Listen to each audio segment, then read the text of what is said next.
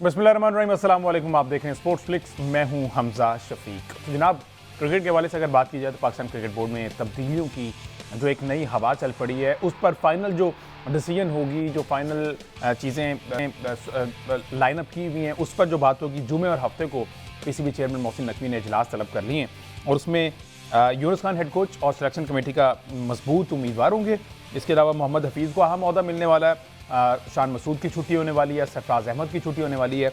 और जिस तरह से अहमद सईद साहब कह रहे थे कि बाबर आजम को रेड बॉल क्रिकेट का कप्तान बनाया जाएगा, लेकिन इनके जो सूत्र थे वो कामयाब नहीं हो सके। सूत्रों के अनुसार इन्होंने बताया था कि ज़राए ये कहते हैं कि बाबर आजम कप्तान होंगे, लेकिन अब खबर ये आ रही है कि सलमान अली आगा टेस्ट की कप्तानी के मजबूत तरीन उम्मीदवार जो हैं वो बनकर सामने आए हैं। इसका फैसला जुमे और हफ्ते को मुशावरत के बाद कर लिया जाएगा, लेकिन ये एक चीज़ कन्फर्म है कि शान मसूद की छुट्टी हो गई है। ठीक है, इस पर हम बात करेंगे।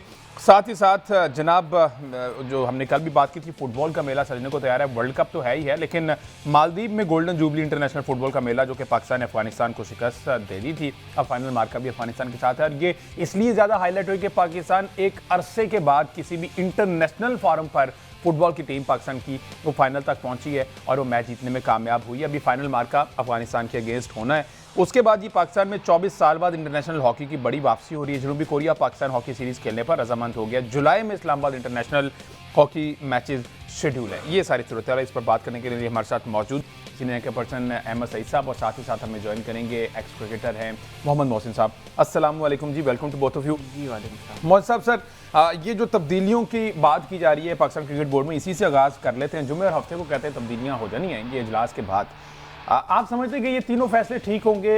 यूनुस खान का इस सिस्टम में आना, मोहम्मद हफीज़ जो कि पहले भी, वैसे तो यूनुस खान भी सर्व कर चुके हैं, इनका आना, मोहम्मद हफीज़ का सिस्टम में आना, और ये जो कप्तान की तब्दीली की बात की जा रही है, आप समझते हैं क्रिकेट की बेहतरी के लिए फैसले हैं? अच्छा जी, बिल्कुल फ़ैसले तो हमेशा ही बेहतरी के लिए ही किए जाते हैं हमज़ा भाई। देखिए, अच्छा। जब भी आप कोच बदलते हैं, कप्तान बदलते हैं, कोई हेड कोच बदलते हैं, बैटिंग कोच बदलते हैं, तो वो उसका मकसद तो हमेशा अच्छा ही होता है कि जी आप बेहतरी के लिए कर दें, या आपने एक मतलूबा रिज़ल्ट्स नहीं मिल सके और आपने अपने किसी मैनेजमेंट को तब्दील कर दें। हम्म। लेकिन इश्यू ये है कि क्या हमने कभी ये देखा कि इतनी कंटिन्यूअस तब्दीलियाँ हमने पिछले ओवरऑल 4-5 साल में जितनी तब्दीलियाँ की हैं, उसका रिजल्ट क्यों नहीं मिल रहा? देखना तो ये है ना कि सिर्फ बंदा बदलने से तो नहीं आपका रिजल्ट आ जाना।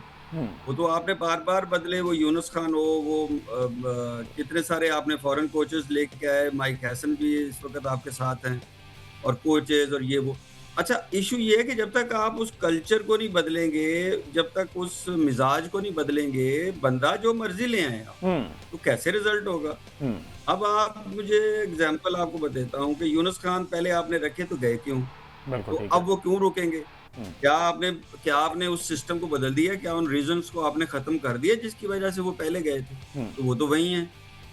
मतलब यूनुस खान इसलिए गए थे कि वो काम करना चाह रहे थे, जी हज़ूरी नहीं कर सकते। वो कहते हैं कि जो मेरी डोमेन है, मैं उसमें मुझे कोई ना छेड़े और किसी की मैं नहीं छेड़ूँगा। हम्म। लेकिन जब आप उस दूसरे की डोमेन में जाएँगे, तो वो ऑब्वियसली वहाँ से नाराज़ होगा। तो हालात तो वही के वही हैं। अभी भी कोई बंदा ये तो कभी भी नहीं चाहेगा कि उसके इख्तियारात किसी और को दे दिए जाएँ।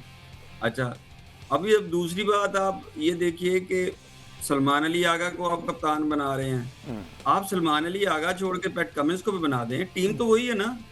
बिल्कुल। मतलब उसमें क्या तब्दीली आई है? आप ये समझते हैं कि ये जो आप मैच हारे हैं बांग्लादेश से, वो शान मसूद की परफॉर्मेंस से हारे हैं।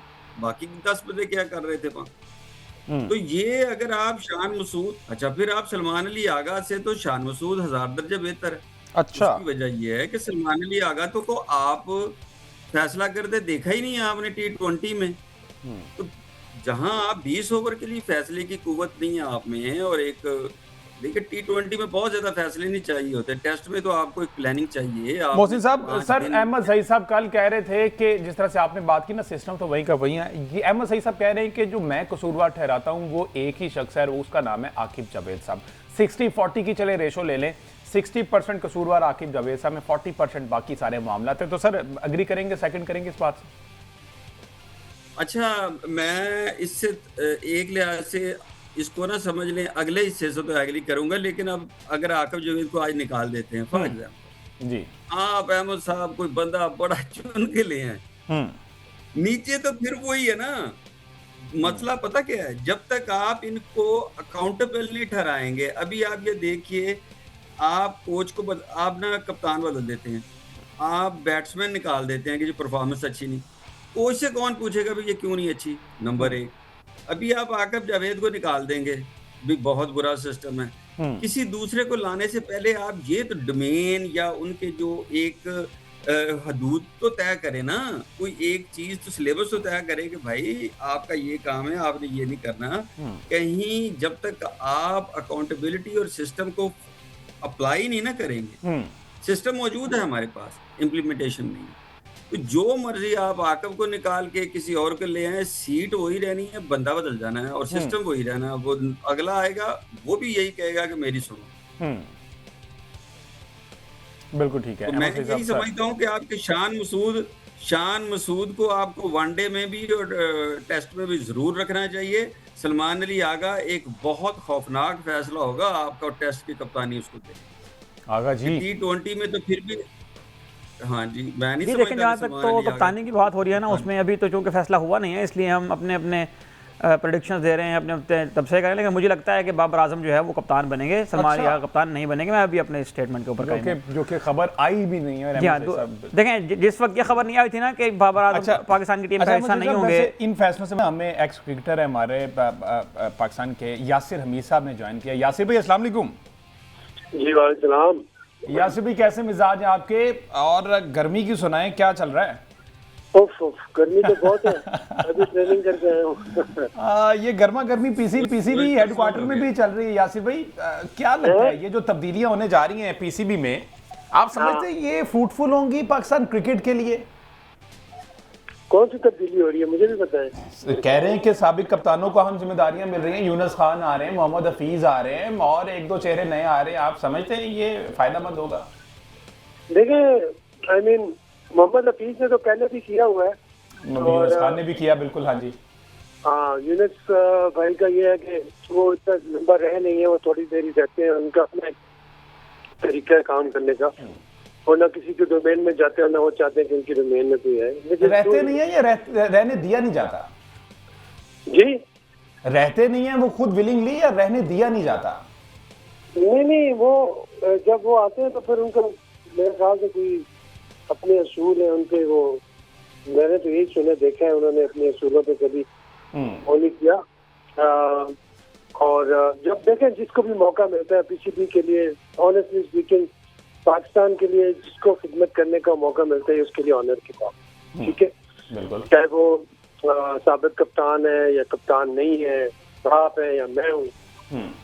तो बस जब आपको जिम्मेदारी मिली है, जिम्मेदारी आपको मिली है, आप उसको सही तरीके से निभाएं, तो हमें पॉजिटिव ही रहना चाहिए, दुआ नहीं करनी चाहिए कि अल्लाह ताला इसमें खैर और बरकत लेके आए।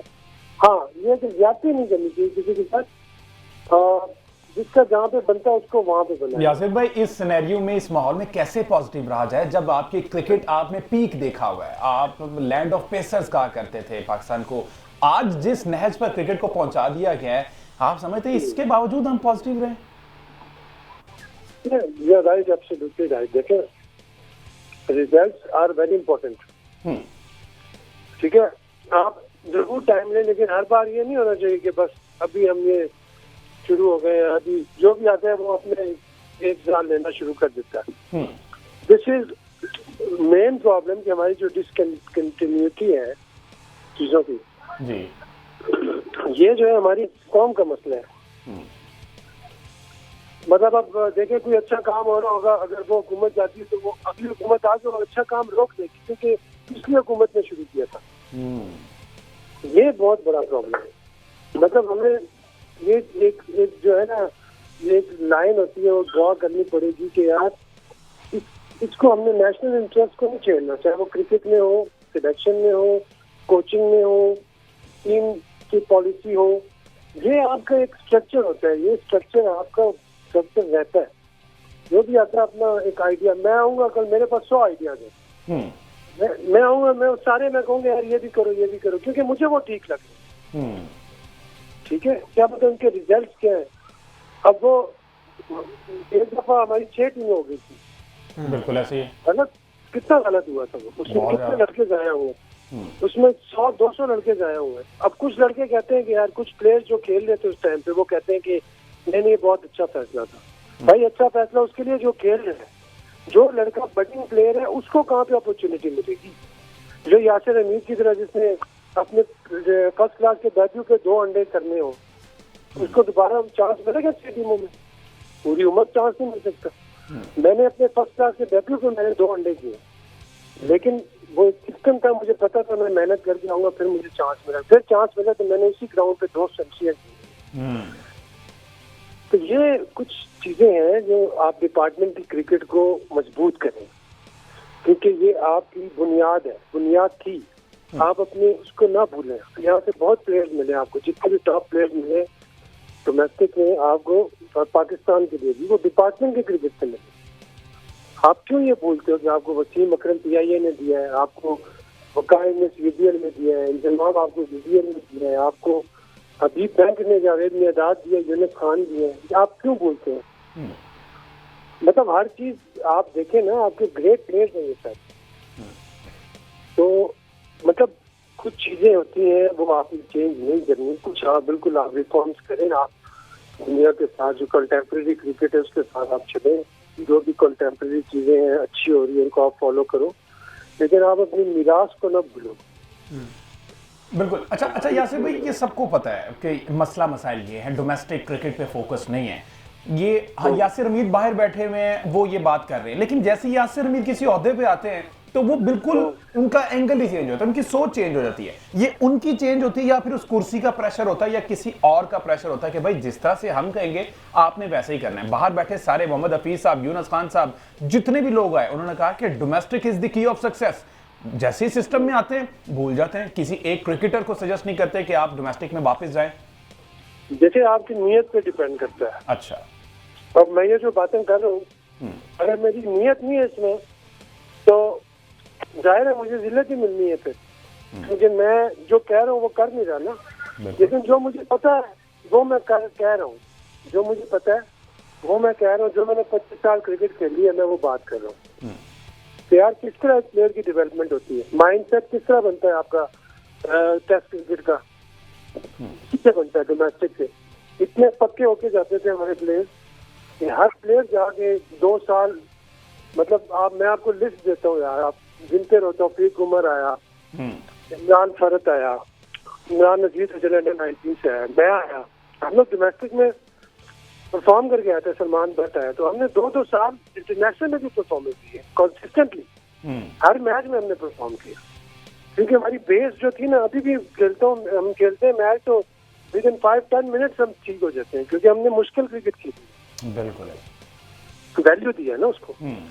तो अभी भी ये जो लड़के हैं, जो हमारे जो ग्रेट प्लेयर्स हैं, जो अभी मतलब वो इस चीज को ना भूले कि वो डोमेस्टिक से ही आए हैं। कोई प्लेयर ऐसा नहीं है कि जो ऊपर से आसमान से टपक के आ गया। ठीक है, बहुत मजा है, बहुत मजा है इंटरनेशनल क्रिकेट का, बहुत ग्लैमर है, बड़ी इजी क्रिकेट है। इतना जल्दी ही हम नीचे आ जाते हैं जब वो मजे लेना शुरू करते हैं, क्योंकि माइंड सेट चेंज हो जाता है ना।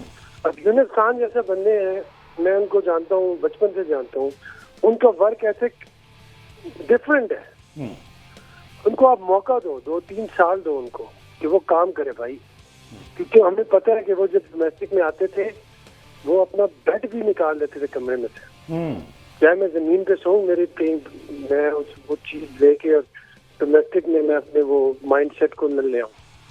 जो इंटरनेशनल में तो जाहिर है आपको हर चीज अच्छी मिलती है। बिल्कुल ऐसा। अच्छा यासिर भाई, लास्टली सर मैं ये जानना चाहूंगा, जहाँ पे बातें अभी करने बातें हैं उनको, हमें पता है कौन बातें करने आता है, कौन काम करने। लास्टली यासिर भाई, आपको क्या लगता है अभी जिस मैच पर पाकिस्तान क्रिकेट पहुंच चुकी है, रियल में आया, यहाँ से बाउंस बैक की कोई दूध का दूध पानी का पानी हो जाता है भाई। मैं बस लास्टली मुझे ये बता दें कि यहाँ से जिस नहज पे आप क्रिकेट है, बाउंस बैक का कोई चांस नजर आ रहा है आपको? हेलो, आवाज आ रही है यासिर भाई आपको? अच्छा जी, टेक्निकल इशू है जी, जिसकी वजह से लाइन जो है ड्रॉप होगी। मुझे एक ब्रेक लेनी, ब्रेक से वापस आते तो ये जो सारी बात सर मीर साहब ने कही, अपने पैनलिस्ट से हम डिस्कस करते हैं कि आया यही है, नीयत का ही उन्होंने कहा कि जिसकी नीयत है अब वो कर देगा, और जिसकी नीयत नहीं है उसको जितना मर्जी फैसिलिटेट कर लो, जितना मर्जी सपोर्ट कर लो, उसने नहीं करना। इसको बात करते हैं एक ब्रेक के वास्ते। वेलकम बैक जी। बात हो रही है पाकिस्तान क्रिकेट के हवाले से, जो तब्दीलियों की बात की जा रही है जुमे और हफ्ते को उसका फाइनल पता चल जाएगा। तो अहमद सईद साहब, सर अभी यासिर मीर साहब की भी गुफ्तगू सुनी, उन्होंने तो खैर सरसरी सी बातें की हैं, नीयत पे डिपेंड करता है। और यूनुस खान को उन्होंने कहा कि मौका दें, 3 को साल दें, Yunus Khan can do it. और हमें पता है वो केपेबल हैं, उनका टेम्परामेंट ऐसा है और उन्होंने एक प्रॉपर एक जर्नी उनकी पूरी क्रिकेट को लेके उन्होंने चलें जिस तरह से। तो ये बात उनकी वैसे किसी हद तक ठीक है कि उनको जब तक 2-3 साल नहीं देंगे नहीं पता चलेगा।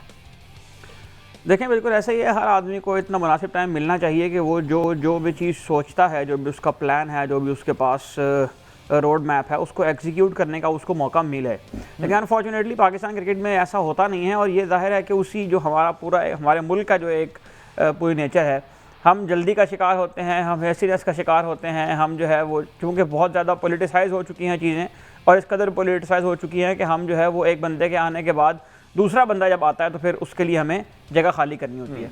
तो सबसे पहली बात तो ये कि हमने कल भी ये बात की थी कि सरफराज अहमद को लगाना ही चाहती थी, लेकिन अगर आपने उनको लगा दिया तो फिर उनको भी इतना टाइम मिलना चाहिए कि आप उन्हें इस कुर्सी से उतारने के बाद, इस सीट से उतारने के बाद अकाउंटेबल भी करार दें। मसला ये है कि अब आप जब किसी को 1 महीने बाद, 2 महीने बाद, 6 महीने बाद निकाल देते हैं तो फिर उसके पास भी एक जवाब होता है कि मुझे टाइम नहीं मिला।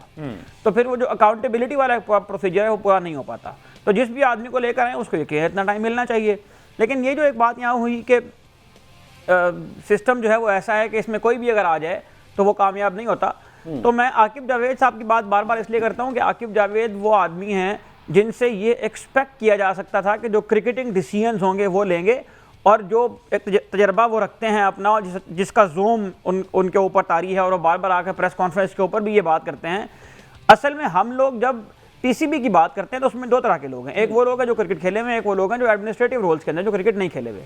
इसमें से जो लोग एडमिनिस्ट्रेटिव रोल्स के अंदर है उनसे हम ये तवक्को नहीं रखते कि वो पाकिस्तान के डोमेस्टिक क्रिकेट को बेहतर करेंगे। उनसे हम ये तवक्को नहीं रखते कि वो रोड मैप बना कर देंगे 3 डे क्रिकेट का और स्कूल क्रिकेट का और 4 डे क्रिकेट का और डोमेस्टिक का पूरा जो एक पूरा उनका एक प्रोग्राम होता है उसका। हम तवक्को उन लोगों से करते हैं जो खुद इससे गुजरे हों। हम तवक्को उन लोगों से करते हैं जिनका ताल्लुक बरह रास्त क्रिकेट के साथ होता है। इसलिए बार बार मैंने कल के शो में आकिब जावेद और असद शफीक 2 नाम लिए थे कि जो मुझे लगता है कि आकिब जावेद इतना टाइम गुजार चुके हैं पीसीबी के अंदर कि उनका कोई इंपैक्ट नजर आना चाहिए था। और इस बुनियाद पर हम किसी भी आदमी को बिठाए रखेंगे, यार जिसको ही मर्जी लें उसने आकर यही करना है, तो फिर ठीक है, बाहर तो लगी हुई है ना सबकी। बिल्कुल। तो फिर आकिब जावेद ही क्यों पाकिस्तानी टीम क्रिकेट बोर्ड के सरों के ऊपर सवार हैं? आकिब जावेद एक और वजह से भी सही मैं समझता हूं कि वो इस चीज़ के जिम्मेदार हैं कि उन्होंने पाकिस्तान टेस्ट क्रिकेट के अंदर ये रुझान दिया था कि एक ही तरह की पिचें बनाएं और पाकिस्तान की जो उससे हुआ ये है कि एक तो आपके स्पिनर तैयार नहीं हुए, दूसरा आपकी जो फास्ट बॉलिंग की जो आप पेस बैटरी जिसको कहते थे उनको चूंकि उस तरह की साजगार विकेट, अब शाहीन अफरीदी का दिल नहीं करता है कि उनको उस तरह के विकेट में जहां पर उनको सपोर्ट हो, नसीम शाह का दिल नहीं करता, सबका दिल करता है, लेकिन उन्होंने कहा कि आए पंखे लगाएं, विकेटें सुखाएं, उसके ऊपर जो है, तो फिर आपके अंदर एक ही तरह का क्रिकेटर जो है वो बनना शुरू हुआ। जबकि उस वक्त पाकिस्तान की अपनी बैटिंग लाइनअप के अंदर स्पिन की वल्नरेबिलिटीज मौजूद थी। पाकिस्तान का सबसे बेहतरीन बैट्समैन बाबर आजम था और ये बात कोई दुनिया से ढकी छुपी नहीं है कि बाबर आजम स्पिन के अगेंस्ट स्ट्रगल करते हैं। तो टेस्ट क्रिकेट के अंदर विकेट ऐसी होनी चाहिए कि जिसको हम सपोर्टिंग विकेट कहते हैं, बैट्समैन के लिए भी सपोर्ट हो, बॉलर के लिए भी सपोर्ट हो, ताकि स्किल का टेस्ट हो। और जब आप टेस्ट ही नहीं होते हैं तो फिर उसको टेस्ट क्रिकेट क्यों कह रहे हैं आप? आपने पिचें ऐसी बनाई जिसमें 2.5-3 दिन में टेस्ट मैच खत्म हुआ, आप 2 टेस्ट सीरीज जो है वो आप जीते हैं। उसके बाद बांग्लादेश की टीम आई है, उसने वो सारा जो फार्मूला था वो क्रैक किया हुआ था, उसने आके आपको यहाँ भी क्लीन स्वीप किया और उधर जाके भी उसने ऐसी, हालांकि बांग्लादेश के अंदर ये नेचुरली जो है वो विकेटें बनाते हैं, स्पिन विकेटें, लेकिन जब उन्हें पाकिस्तान को बुलाया तो पाकिस्तान के साथ उन्हें ऐसा नहीं किया, वहां पर भी उन्हें स्पोर्टिंग विकेट बनाई। तो टेस्ट क्रिकेट भी जिस नहज के ऊपर अब पहुंच चुकी है पाकिस्तान की, उसमें ही मैं समझता हूँ कि बहुत बड़े जिम्मेदार आकिब जावेद साहब हैं और आकिब जावेद साहब को मजीद पाकिस्तान क्रिकेट के साथ कैरी ऑन करना ये पाकिस्तान क्रिकेट के लिए ज्यादती होगी। आप चलें किसी और नए आदमी को ले आए, आप ये छोड़ दें कि वो रिजल्ट देगा नहीं या नहीं देगा, किसी और को आजमा के देख लें। आकिब जावेद काफी टाइम यहाँ पर गुजार चुके हैं पीसीबी के अंदर, तो उनका कोई इंपैक्ट अगर हमें नजर आना होता क्रिकेटिंग डिसीजंस के अंदर या पाकिस्तान के डोमेस्टिक क्रिकेट के अंदर तो अब तक नजर आ चुका होता।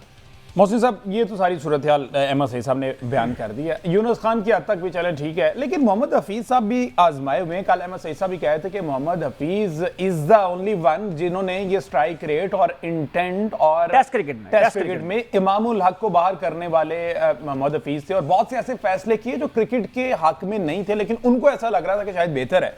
तो ये आप समझते वापस फिर वही चेहरा लेके आना जिसने ही ये शुरुआत की थी स्ट्राइक रेट और इंटेंट की?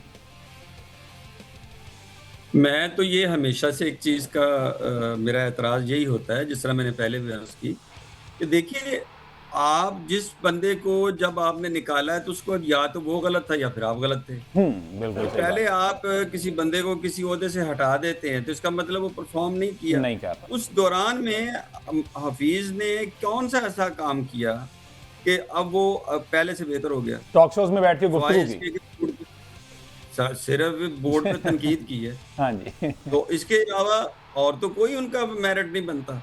इसी तरह ही कि आप इंजमाम को ले आए, आप इसको मिसबा को ले आए, ये सारे आजमुद्दा ही हैं। हम्म। या तो ये है कि आप पहले इनको इनकी डोमेन, इनका एक सिलेबस मुकर्रर करें, इनसे कहें भाई ये आपकी डोमेन है। वो यासर साहब ने भी ये जो बात की, यासर मीर ने वो भी यही कही कि देखिए जिस तरह मैंने आपको कहा था कि वो उनका ये यूनुस खान का एक अपना फार्मूला है कि किसी की डोमेन में जाना नहीं, अपने में वो बर्दाश्त नहीं।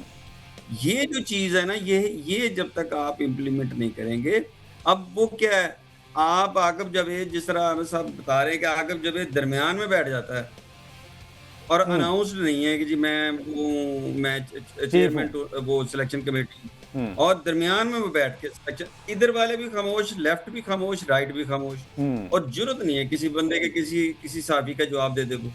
तो जब आप इतना अनआइडेंटिफाइड आपकी डोमेन्स होंगी, एरियाज होंगे, तो फिर आप तो कह देंगे ना जी मुझसे क्यों पूछ रहे हैं, मेरा भी एक वोट है, दूसरों का भी एक वोट है, तो मुझे क्यों पूछ रहे हैं। ये जब तक आप किसी की डोमेन को फिक्स नहीं करेंगे और उससे पूछेंगे ये तुम्हारा हिस्सा था, आप कोच जहां से शुरू होता है वहां सिलेक्टर खड़ा है, जहां सिलेक्टर खड़ा होता है वहां डायरेक्टर एनसीए खड़ा है, इससे तो चीजें नहीं ना सीखो। बिल्कुल। जब तक आप अलूजन में रखेंगे तो पूछेंगे कैसे? वो कहेगा जी मेरा तो काम ही नहीं है। तो पंजाबी ने कहते नहीं दो घर आंदा परौना पे भुखा रह जाना तो वो पूछेंगे किससे? वो कहेगा उसने कर दिया होगा। ये आपका मेन इशू ये है कि आप अकाउंटेबल ठहरा दें। और दूसरा एक अहम बात आपको कर देता हूँ जी। ये देखिए, एनसीए हो या ग्रूमिंग का जो भी हो, मकसद इस तमाम सपोर्टिंग स्टाफ का मकसद तो ये है कि आपको क्रिकेट को बेहतर करना है, क्रिकेटर को बेहतर करना है। बिल्कुल यही बात है ना। ऐसे ही है। अब अगर आप उनके पास सिलेबस ही एक ना हो, मोहसन आए और वो कह दे कि जनाब ये जो अहमद साहब ने बंदे सिखाया ना ये ठीक नहीं सिखाए, इनके बल्ले की स्पीड कम है, और हमजा साहब कहें इनमें तो इंटेंट ही नहीं है। अच्छा, ये जो 3-4 लफ्ज आके नए सिखा दिए हैं, ये जी इंटेंट और मॉडर्न क्रिकेट, रिवर्स भी मियांदाद भी मारा करता था सर। बिल्कुल ऐसे ही है। तो बात ये है कि ये जिस वक्त 250 की क्रिकेट थी तो वो भी उस वक्त के हिसाब से मॉडर्न। मोहसिन साहब 299 पे यूनुस खान खेल रहे थे, उन्हें रिवर्स स्वीप मार के ट्रिपल सेंचुरी स्कोर की थी। तो फिर आप किस इंटेंट की और किस वाली इंटेंट की बात कर रहे हैं भाई? वो जो मियांदाद खेलता रहा, इंजमाम खेलता रहा, यूनुस खान खेलता रहा, ये जो अब्दुल कादर ने गुगली लेके आया था, किसको पता था इसका? ये जो दूसरा लेके आए थे ये किसको पता था? ये जो सईद अजमल ने डिलीवरीज इजाद की किसको पता था?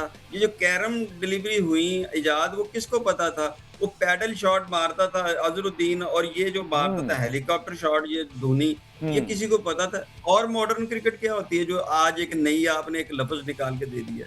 ये सिर्फ और सिर्फ इल्यूजन है, डिस्कशन है, इसका कोई मकसद नहीं है सिवाय बस ये नए लफ्ज सीखे और उससे जो है वो पाकिस्तान क्रिकेट को तबाह। बहुत शुक्रिया मोहम्मद मोहसिन साहब, सर कीमती वक्त आप दे रहे थे। एक ब्रेक लेते हैं, ब्रेक से वापस आते हैं तो जरा फुटबॉल पे बात करते हैं। जी स्टे विद अस।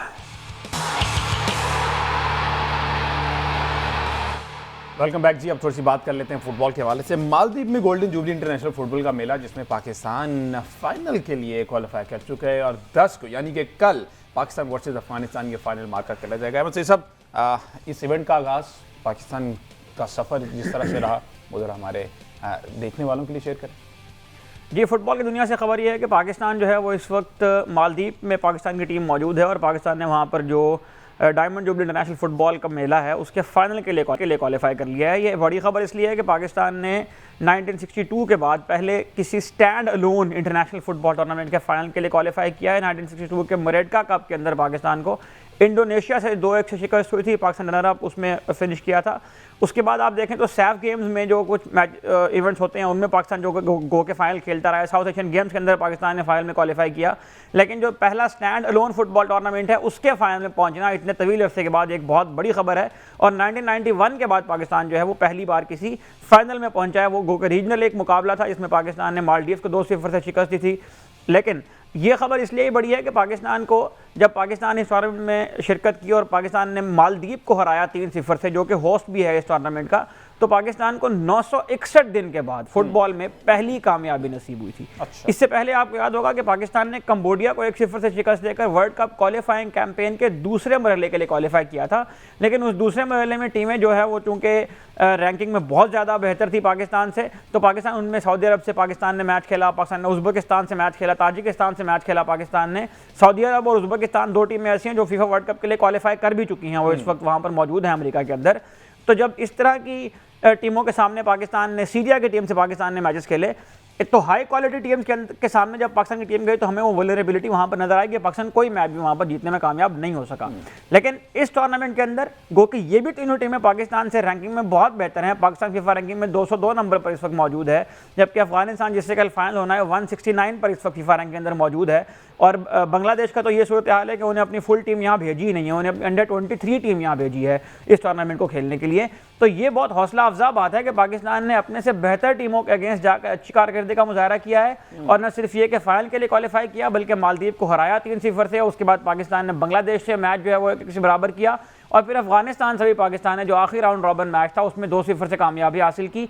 ये जो मैच था इसकी अगर मैं बात करूँ तो इसमें पाकिस्तान का जो अटैकिंग ट्रायो था, उमर नवाज हैं, ओटिस खान हैं, और उसमें शाइक मोहम्मद जो हैं वो शाइक दोस्त, ये जो अटैकिंग ट्रायो था पाकिस्तान का, इन्होंने बहुत शानदार कारकर्दगी का मुजाहरा किया। ओटिस खान जो इससे प्रीवियस जो मैच हुआ था अफगानिस्तान से, पाकिस्तान उस मैच को जीतने में कामयाब इसलिए नहीं हुआ था कि ओटिस खान ने पेनल्टी मिस कर दी थी, लेकिन इस खेल मैच में जब उन्होंने कारकर्दगी का मुजाहरा किया तो हमें नजर आया कि वो ओटिस खान जो पाकिस्तान की टीम जिसको चाहिए थी, जिसके ऊपर हम बैंक करते इतने अरसे से, वो हमें नजर आया इस मैच के अंदर। उन्होंने बहुत ज़्यादा अटैकिंग फ्लुएंसी का जो है वो पाकिस्तान की टीम के अंदर मुजाहरा किया। तो उमर नवाज ने 5 मिनट में गोल किया, उस पर हारून हामिद ने गोल किया। ये सारे वो प्लेयर हैं जो बाहर फॉरेन लीग के अंदर खेलते हैं और पाकिस्तान को रिप्रेजेंट करने के लिए वो यहाँ पर आते हैं। तो ये डायस्पोरा की मदद से पाकिस्तान ने इतनी बड़ी कामयाबी हासिल की है। अब यहाँ पर एक बात मैं यहाँ पर ज़रूर ऐड करूँगा कि जब हम थोड़ी सी कामयाबियाँ हम मिलना शुरू होती हैं किसी खेल के अंदर, तो हम उस खेल में मज़ीद सुधार पैदा करने की बजाय वही जो पोलिटिसाइज करना उस